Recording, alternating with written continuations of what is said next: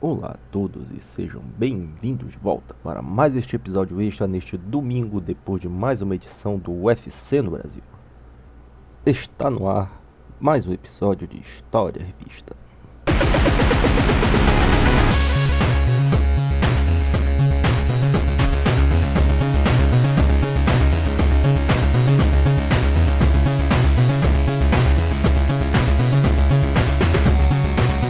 Nos últimos anos, o MMA, as artes marciais mistas, caíram nas graças do povo brasileiro. O esporte já vem de uma ascensão espantosa nos últimos anos, e pouco a pouco tem vencido seu último rival, o preconceito. As pessoas têm todo o direito de gostar ou não de alguma coisa, mas os detratores da modalidade usam da ignorância que tanto alegam ser da natureza do esporte, simplesmente porque não são eles que têm o direito de transmitir os eventos para o público brasileiro. Só que o episódio de política foi semana passada, então vamos aos jogos. O primeiro, que nem é tanto de MMA, mas é digno de nota, é o Fighting Illusion no PlayStation 1, com a licença da Federação K1, aquela de kickboxing. O primeiro, Fighting Illusion, foi lançado em 96 no Japão e nos Estados Unidos em 97. Aí já foi lançado como K1 Arena Fighters. Jogo simples e direto, um ótimo começo. Teve duas sequências ainda no PlayStation 1 que foram lançadas só no Japão, e pouco a pouco ficou mais e mais complexo. No PlayStation 2 a série continuou com vários lançamentos e aparentemente só o terceiro foi para o mundo todo. Agora já foi uma obra da Konami. Em 2000 foi lançado o Ultimate Fighting Championship, o primeiro da série. Este foi para Dreamcast, PlayStation 1 e Game Boy Color. Assim como K1, era um jogo simples e direto ao assunto. Quem queria ir direto pra porrada não ia se enrolar. Quem queria jogar na técnica não tinha do que reclamar também. Esse foi um dos jogos de luta mais completos da sua época, e conseguiu fazer sucesso mesmo já sendo mais MMA do que Vale Tudo. Entre os jogadores dá pra achar alguns nomes, como o Tito Ortiz, que se aposentou nesse ano de 2012. E tinha também o juiz Big John McCarthy, que tá aí até hoje. Depois aconteceram lançamentos anuais da série até 2004. E provavelmente não ficaram tão bons quanto o primeiro, e acabaram fazendo feio nas vendas. Enquanto isso, lá no Japão, o Pride já fazia um sucesso como ninguém imaginava e é claro que também lançou os seus jogos. O primeiro foi Pride FC, pela THQ, que foi lançado no mundo todo, e o segundo foi Pride GP 2003 pela Capcom, esse só no Japão. Ambos parecem ser versões melhoradas do jogo do Dreamcast. As lutas ficaram mais rápidas e o sistema de agarrar e se livrar, os arremessos, tudo isso foi melhorado também. Agora as lutas podiam ter mais coisas acontecendo e o melhor de tudo foi que aumentaram as chances de passarem do primeiro round. Coisa muito difícil de acontecer em qualquer um dos jogos lançados até o momento. Foi aí que vimos a ascensão do esporte.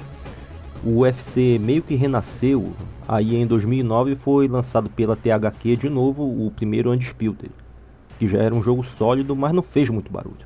A consagração veio com a sequência Undisputed de 2010.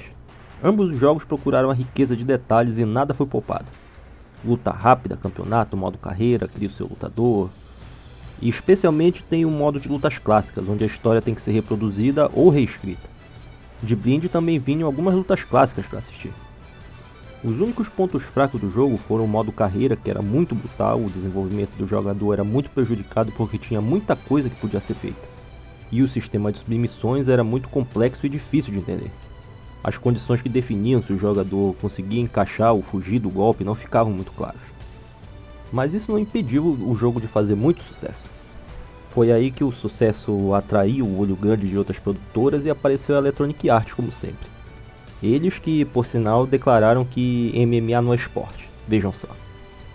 Em pouco tempo eles fizeram e lançaram o EA MMA, um jogo que tentou ser tão caprichado quanto o Undisputed, mas não chegou lá.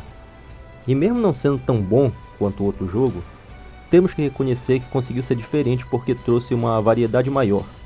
Basicamente podemos falar que tudo que não entrou no jogo do UFC, sejam lutadores, arenas, golpes e todo o resto, pode ser encontrado aqui nesse jogo.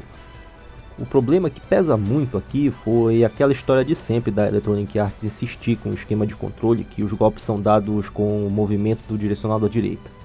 Aquele mesmo esquema que já começou há muitos anos com o seu jogo de boxe, Fight Night.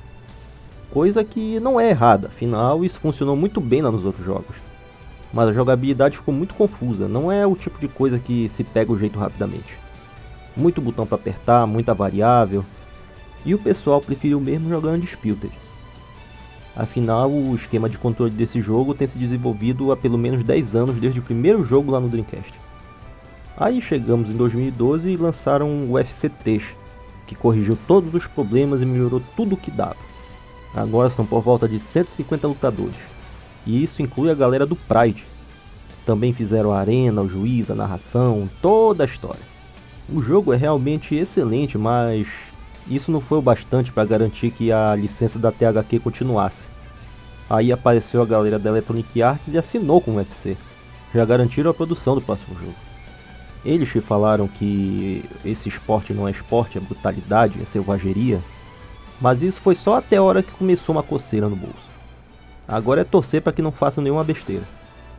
Outros jogos que também tratam do tema, mas não fizeram tanto sucesso, foram o Supremacy MMA, o único que tem luta de mulheres e pegou o tema de lutas do submundo. E também teve um título pelo pessoal do Bellator.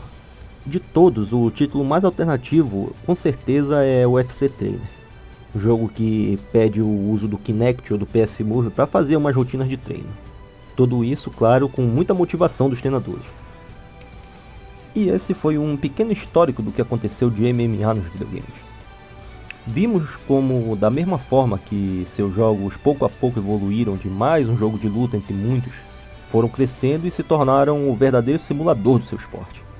Uma escalada que testemunhamos também com a mudança do Vale Tudo Sem Regras para sua denominação oficial de artes marciais mistas. E mesmo assim são tantas opções de jogos estrelados pelos gladiadores do terceiro milênio, mas ainda não foi dessa vez que fecharam um contrato para colocar o Power Ranger verde como lutador selecionável. Então esse programa também fica como um protesto a favor de sua inclusão marcial.